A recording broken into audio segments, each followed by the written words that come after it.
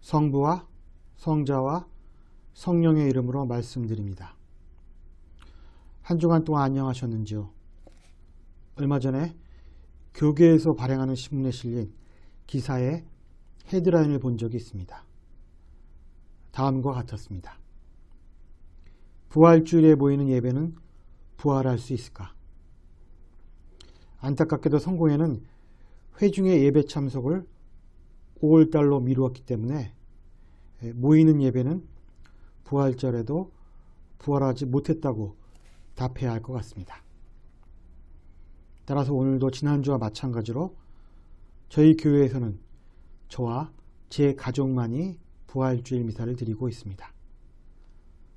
아마도 성공회를 포함한 한국의 많은 교회들이 오늘 복음에 나오는 텅 빈 무덤 같은 교회에서 온라인을 통한 예배를 드렸을 것입니다.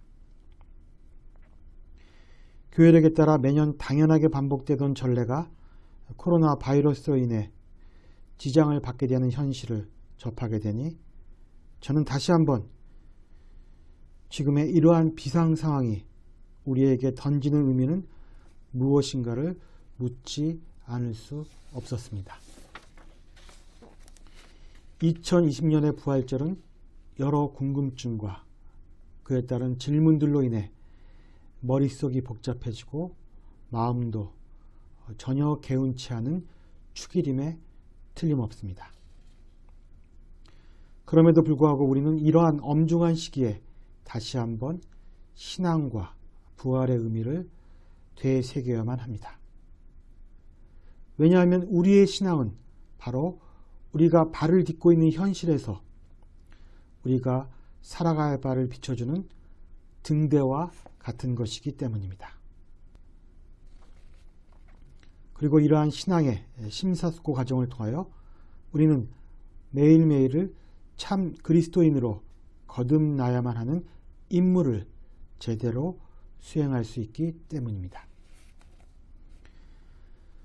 저는 최근 이스라엘의 역사학자 유발 하라리의 코로나 이후 세계란 글을 읽은 적이 있습니다. 그는 자신의 글에서 이번 코로나 사태는 어쩌면 우리 세대가 겪는 가장 큰 위기일 수 있고 지금 우리가 결정하는 일들이 앞으로 인류의 삶을 크게 바꿀 수 있다고 말합니다. 유발 하라리는 두 가지 방향에서 미래를 예측합니다. 한 방향은 밀착 감시 사회로의 길입니다. 사실 우리는 코로나 사태를 통해 확진자의 동선에 대한 정확한 정보를 얻을 수 있었으며 또 전염병 전파의 방지를 위해 확진제에 대한 탈취 사용을 검토하겠다는 보도도 접한 바가 있습니다. 이는 개인에 대한 감시와 그 강도가 얼마든지 더 강력해질 수 있음을 의미합니다. 그리고 행정기관이 교회에 대해 집회금지 행정처분을 내리는 모습도 목격했습니다. 아시다시피 성공회가 교인들과의 공식 예배를 자제하고 가족끼리 예배를 드리라고 해서 저는 주일마다 가족들과 함께 미사를 드렸습니다. 그런데 저는 미사를 드릴 때마다 행정기관 사람들이 불쑥 들어와서 미사를 중지시키는 장면을 상상하게 됩니다. 평소라면 전혀 생각하지 않던 일까지 염려하게 된 것입니다. 기독교에 대해 악의를 가진 집행자라면 가족끼리만 드리는 예배라도 충분히 트집을 잡을 수 있다는 생각이 들었기 때문입니다. 확실히 코로나 사태는 지금까지 사람들이 넘보지 못한 영역에 발을 들여놓게 하는 합리적 이유를 제공한 셈입니다. 즉 유발 하라리는 코로나라는 비상사태가 정치, 사회, 경제, 문화 전반에 대한 여러 긴급 조치를 가져오게 되고 이를 근거로 개인의 생체 정보까지 통제할 수 있는 전체주의적인 감시 체계의 등장 가능성을 예상합니다. 그리고 그 정점에는 이 모든 것을 통제하는 빅브라더의 존재 가능성을 예측하고 있습니다. 물론 유발 하라리가 이런 비극적인 예측만을 한 것은 아닙니다. 세계는 오히려 이번 코로나 사태를 통하여 질병을 함께 막을 수 있는 공조체제가 가능해지고 데이터와 기술, 인력과 물자의 교류를 통해 좀 더 투명한 사회로 나아갈 수도 있을 것이라고 전망했습니다. 그는 지금 이 코로나 폭풍은 결국 잠잠해질 것이지만 이 폭풍이 지나간 후에 어떤 세계에 살 것인지 우리 스스로 질문을 던져봐야 한 말로 결말을 내립니다. 그래서 저는 지금 현 상황에 대해 좀 더 깊게 질문해 보기로 하였습니다. 그렇다면 왜 지금의 시점에 코로나 바이러스가 발생할 것인가? 코로나 바이러스는 자연 발생적인 질병인가 아니면 인위적 질병인가? 인위적 확산이라면 그 주체는 누구인가? 또한 코로나는 그렇게 위험한 전염병인가? 등등이었습니다. 제가 내린 결론은 코로나 바이러스의 전파가 인위적인 것이라면 그 전파를 통해 분명히 이득을 보는 집단이 있을 것이며 그 이득은 유발 하라리의 말처럼 전 지구의 통제라는 명백한 의도가 있을 수 있다는 점입니다. 그리고 지금의 코로나 사태는 사람들의 공포와 두려움을 지나치게 이용하는 점이 꽤 있다는 것이었습니다. 물론 두려운 질병이긴 하지만 이 병의 치사율이 다른 질병에 비해서 현저히 높지는 않은 것 같았기 때문입니다. 그리고 많은 의사들이 코로나 바이러스가 생각하는 것보다 다루기 어려운 질병이 아니며 치료법도 존재하고 실제의 환자의 치료에서 많은 결과를 냈지만 그러한 목소리는 지금 코로나에 대한 공포가 만연한 상황에서는 잘 받아들이지 않고 있다는 것입니다.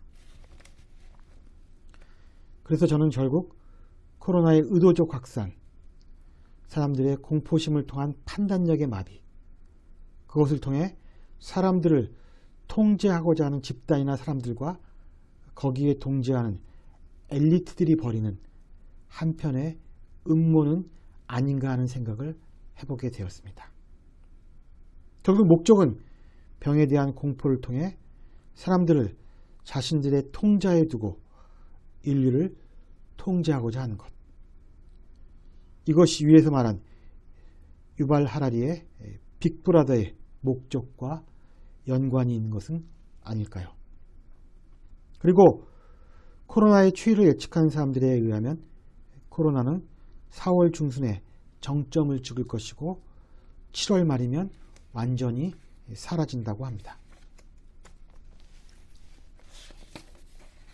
그러나 이제 매년 코로나 바이러스와 같은 인위적인 전염병이 창궐하여 사람들은 백신을 찾게 될 것이며 빅브라더는 사람들을 그렇게 길들여 백신 접종과 더불어 2030년까지 전자칩을 생체 내에 모두 삽입하여 전 인류를 통제한다는 시나리오를 갖고 있다고 합니다.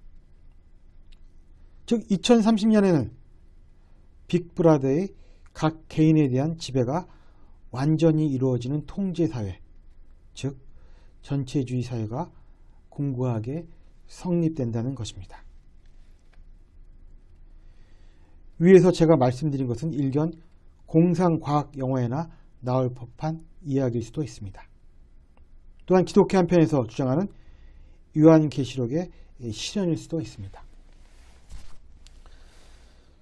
그런데 저는 인류나 국가에 대한 낙관적인 미래보다는 비관적인 미래가 실제로 벌어지기 쉬운 상황이라는 생각이 듭니다. 그것은 인간이 타인과의 연대보다는 자신의 욕망과 이기심을 더 중요시하는 존재임을 누차 확인했기 때문입니다. 특히 저는 지난 여름 이후 전 법무부 장관 조국을 포함한 소위 386들이 연루된 사건들을 접하면서 인간에 대한 인식을 좀 더 현실적으로 수정할 필요가 있었습니다. 번지르르한 말 뒤에 숨은 탐욕의 뿌리가 얼마나 깊으며 또 사람들은 자신의 말이 아니라 명분이 아니라 본능적인 탐욕에 따라 행동하고 있는 존재라는 사실을 새삼 확인해야 했기 때문입니다. 사람들은 우리가 생각하는 것보다 훨씬 악하다. 이것은 또한 요즘 크게 문제가 된 텔레그램 N번방 사건을 접하면서 우리가 공통적으로 느끼는 점이기도 합니다. 그런 인간들이 인류의 통제를 위해 바이러스를 퍼뜨린 후 백신을 만들어 인간을 길들이는 일이 무엇이 어렵겠습니까? 다만 그렇게 속수무책으로 당하는 것이, 즉 개, 돼지 취급을 받아야 하는 것이 억울할 따름입니다. 따라서 우리가 개, 돼지가 아니라 하나님의 형상으로 살기 위해서 믿어야 할 것은 예수께서는 죽었다가 반드시 살아날 것이라는 성서의 말씀입니다. 또한 우리는 그분의 목소리도 잊어서는 안 됩니다. 그래야만 우리는 오늘 복음의 첫머리에 나오는 이른 새벽의 미몽에서 벗어날 수 있습니다. 종말의 징조들이 너무 완연한 이 세대에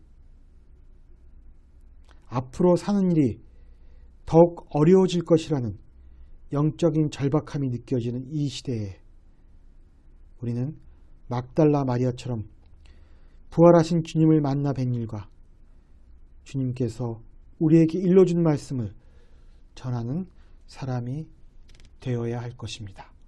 성부와 성자와 성령의 이름으로 말씀드렸습니다. 아멘.